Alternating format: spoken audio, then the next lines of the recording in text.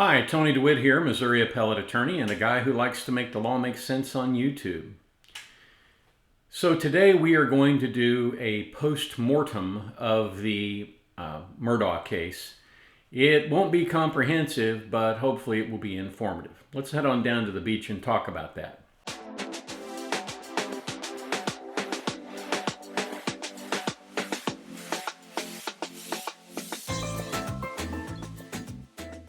So after the verdict came in yesterday, after only 3 hours, there were a number of pundits who immediately jumped on the air and said either that they knew it or that in many cases they were absolutely shocked by it. Well, Ashley Banfield said she was shocked by both the verdict and the way it came in only 3 hours. I was not shocked. I was a little surprised that it only took 3 hours, but I do believe that the jury reached the right answer here.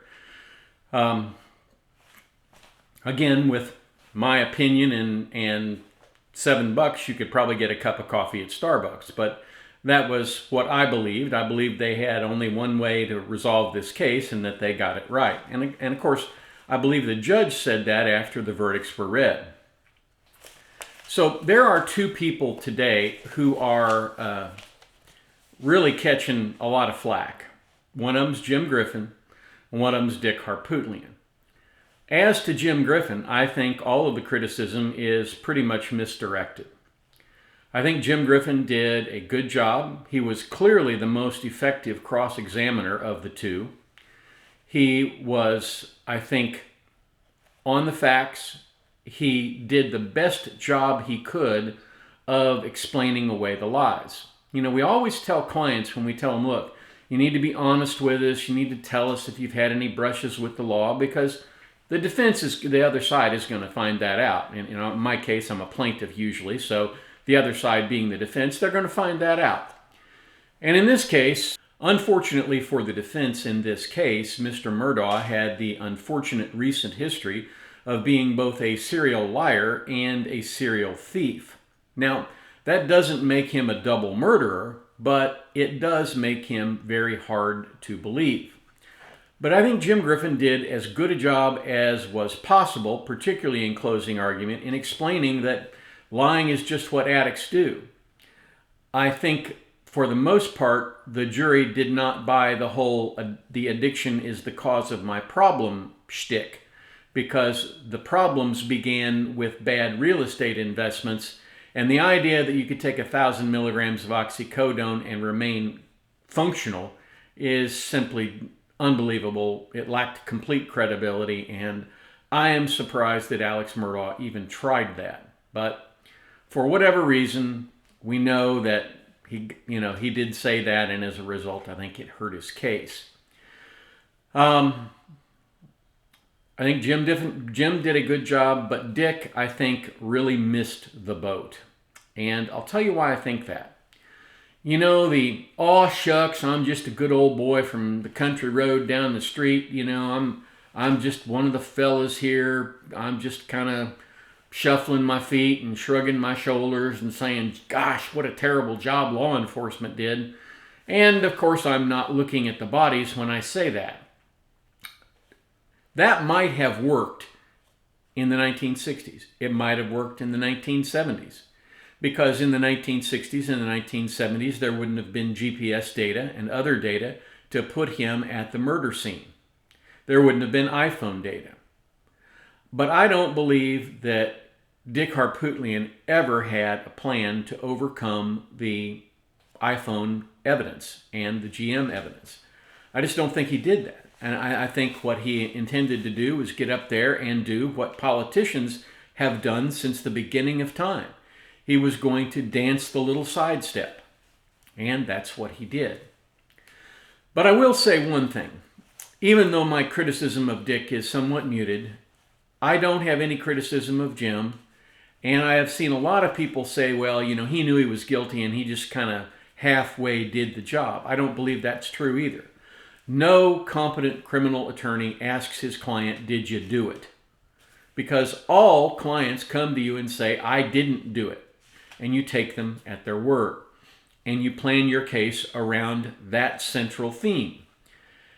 And I don't think either of those two men knew with certitude that Alex had committed this crime. I don't think either of them half-stepped through this. And I also think that any criticism of them for quote-unquote letting Alex testify is terribly misdirected. And I'll tell you why that is. They did not have an option not to let him testify. Lawyers do not get to overrule their client on the issue of testifying in a criminal trial. They have an absolute, undisputed right under due process to take the stand in their own defense. Now, normally, when you take the stand in your own defense, you are not guilty. You get up there because you're innocent and you have something to prove. A classic example of this is the self-defense case. For example, Kyle Rittenhouse, where he got up and I thought he did a good job of telling the truth. And they didn't catch him in any lies during that cross-examination, as bungled and insipid as it was. But in this case, once he took the stand, that entire mountain of forensic evidence became less important. Once he took the stand, all of the efforts that his defense did in preparing experts to testify, getting experts to the courtroom, and doing all of that was thrown right out the window. Let me tell you a little something about juries. Juries have what lawyers like to call good BS detectors. And BS stands for baloney substance, because we keep it family friendly on this channel. Anyway, jurors can see through a lot of hooey. I think probably the key moment in the case where the case was irretrievably lost was in cross-examination when Creighton Waters continued to ask him, "Tell me about one client that you looked in the eye and lied to," and he wouldn't do it.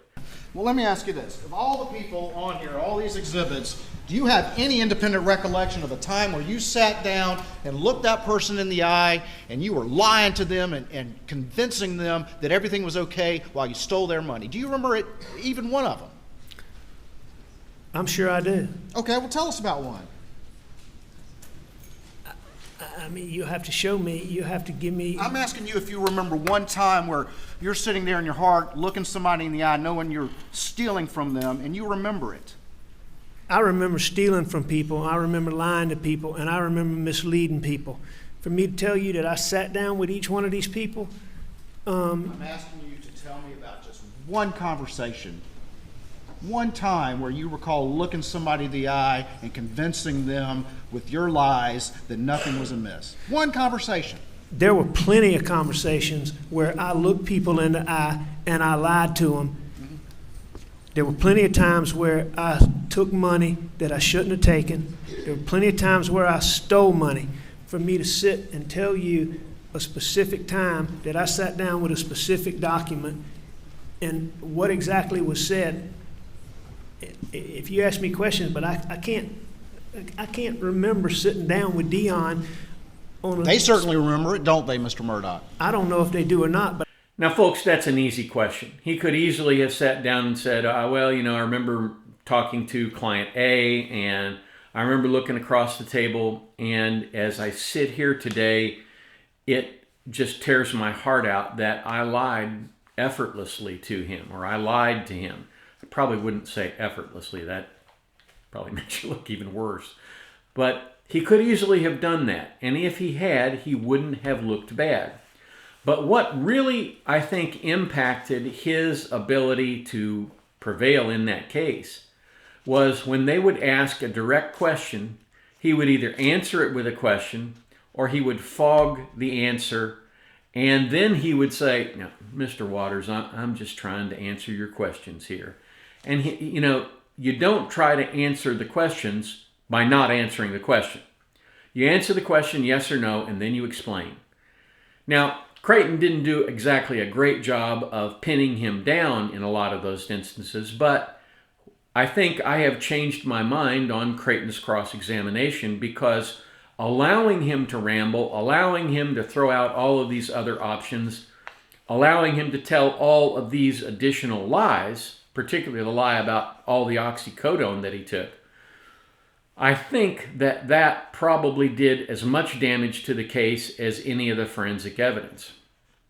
Now, the one area where I think I can pick apart some of the defense here, and this is minor because this occurred, in the case in chief of the defense, but it was mooted completely by Alex Murdaugh's testimony. But the one thing that made absolutely no sense was that the shot to Paul Murdaugh came from on top, and somehow the blood splatter that was on the ceiling got there by bouncing off of the concrete and splattering back up, when there was absolutely no evidentiary basis for that. Now, you can't do that. You absolutely can't do that in a criminal trial and test what is essentially a novel theory without having sat down with a focus group first and tested that evidence. My guess is they probably didn't have the money to test that evidence with a focus group. So their defense expert got up there and told that tale. And what happened? Well, Mr. Kinsey from Orangeburg County Sheriff's Office, the crime scene investigator, he got up and said, it just didn't happen that way. And Dr. Reamer got in there and said, no, it didn't happen that way. Now, one of the things that I think was really, really good was Creighton Waters' first opening part of the closing argument. I think he did a really good job of going through all the evidence. Like I said the other day, I thought it was a little bit overlong, but it was very comprehensive. The best part of the rebuttal closing argument was that John Meters was all over the place. It was almost like they released Ricochet Rabbit from the cage and he was bouncing all over that courtroom. He went from one thing to another thing to another thing and just constantly hit at how ridiculous the defense's theories were, the defense's testimony was, the defendant's testimony was. I often think that a planned rebuttal testimony is better than an extemporaneous testimony like that. But in this case, holy cow, he was absolutely terrific. And he went from pillar to post, knocking down their case and tearing apart their closing argument. It was probably the more effective part of the closing arguments because, one, it was short, and two, it was absolutely brutal. Now, I will be paying attention to the sentencing this morning at 9:30. I will probably do a video later about the sentencing and talk a little bit about that. But I'm going to go on the record now. It probably won't get posted before the sentencing, but I'm going to go on the record right now and say he is going to get the life terms on both murders because of the nature of them. The judge is going to smack him around about lying on the stand and about lying on cross-examination and about not answering questions, about destroying his credibility, and about destroying the lives of the people whose lives he destroyed. I think it will be a brutal beatdown, and I think a maximum sentence after that is clearly justified. I do not feel sorry for Alex Murdaugh. I did say a prayer for him last night because he's got a tough road to hoe. He needs some spiritual help. The people that I feel sorry for are Buster and Maggie's family.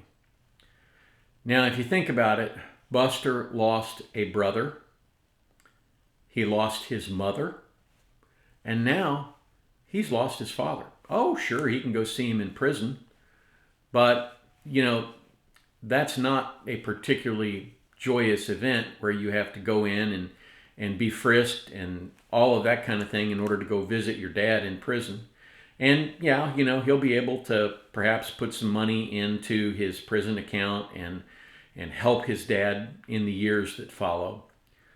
But I would imagine that those visits are going to be much more frequent at the beginning, and they are going to fall off over time, because even Buster will come to realize that the jury got this absolutely correct. I feel terribly sorry for Maggie's family, especially the sister who said, "Go to your husband because he needs you." What she didn't know was that her husband needed her sister, not in the way that she believed, but because he was planning to kill her. That is tragic, and that's something she'll have to live with for the rest of her life. She didn't do anything wrong. She had nothing but the noblest of intentions. But when things go badly wrong, as they did for her, it is an awful burden to carry, and again, I'd said a prayer for her. This was a long and drawn-out trial, 6 weeks, mountains of evidence. It really did not get particularly interesting, at least to me, until he took the stand, until Murdaugh took the stand. And the cross-examination of Murdaugh and his crying on direct and all of that, I thought made an absolute mockery out of everything that his defense had done. One thing for me is certain, and that is Jim Griffin did not lose this case. And Dick Harpootlian, even though he acted as though he was on the Senate floor and not in the courtroom, Dick Harpootlian didn't lose this case either. There's one guy who lost this case. That was Alex Murdaugh. And that, in summary, is my post-mortem of the Murdaugh case. I would like to talk a little bit about the judge. I think the judge did a masterful job of keeping this case on track. I think he ruled the objections very, very fairly. I think maybe the state got a little bit of an edge in some of its objections, some of the defense's objections. And I think the state got a little bit of an edge sometimes in the objections that Harpootlian made.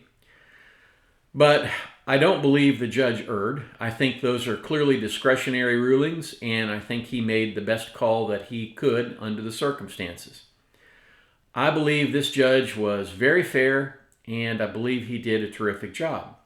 In recent memory, there are only 2 judges that come to mind who have done jobs as good as this judge did. One of them is the judge who handled the Waukesha case with Darrell Brooks, and the other is the judge in the Kyle Rittenhouse case. And I guess I could add a third, Judge Penny in the Amber Heard case in Virginia. All of those judges masterfully handled the courtroom, masterfully dealt with the issues in the case, and kept complete control over the case as it went through.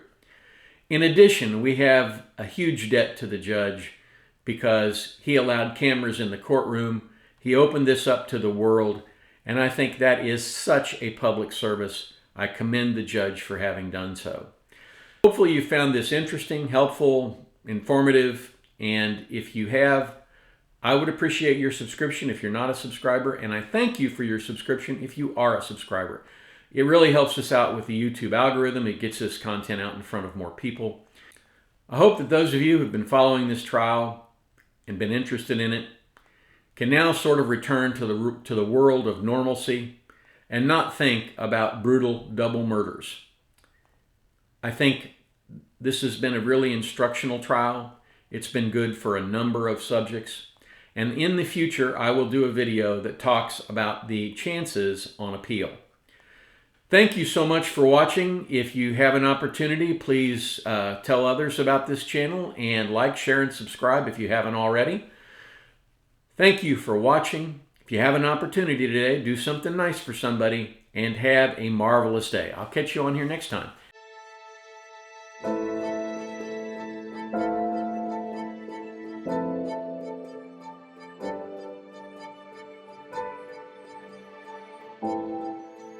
If you like this video, here are a few others you might try, and don't forget to subscribe. Have a terrific day, guys.